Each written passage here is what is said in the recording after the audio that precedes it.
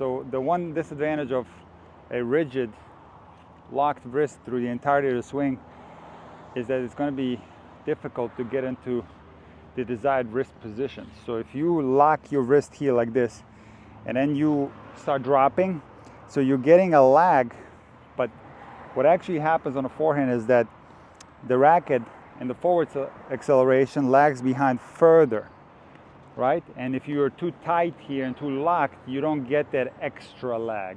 So your lag is limited when you have a locked position. Lag is loop. No, lag is like when you go forward. You see this? When you go forward like this, when you pull forward, the racket lags behind the hand, which is going forward. That's the lag.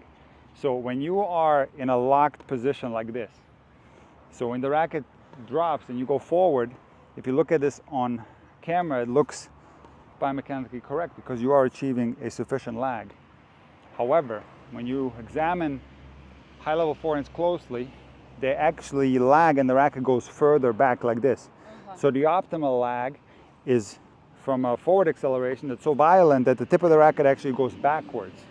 And when the wrist is too rigid, too locked, you have absolutely no chance of getting that extra lag. You understand? Which is extra power automatically? It's more range of motion, extra power, yes. Because the racket goes from here into the contact here. It's more range of motion, bigger space for the acceleration to take place is better. Yeah. So when you're locked and you're going from here to here, you get a little bit less.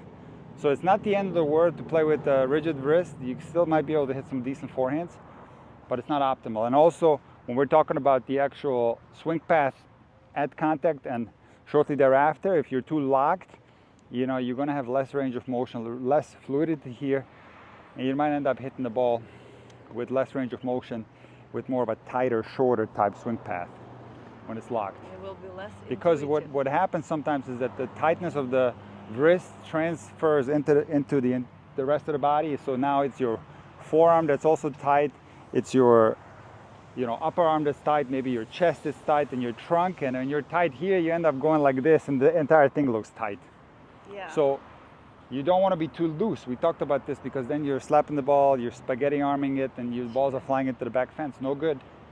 But you also don't want to be too stiff. You got to find the middle ground so that you have the proper range of motion in the wrist with a full lag, and then the wrist going, once the racket goes in a vertical position, the wrist should go along for the ride and start breaking this way so that the back of your hand goes towards your left cheek if you happen to be right-handed. Over the shoulder sometimes. Could be anywhere, as long as you turn it over. If you turn it over at the end, that is the desired finish on the forehand too, and that involves some wrist fluidity. And again, if the wrist is too rigid, you're going to have a harder time achieving those effects.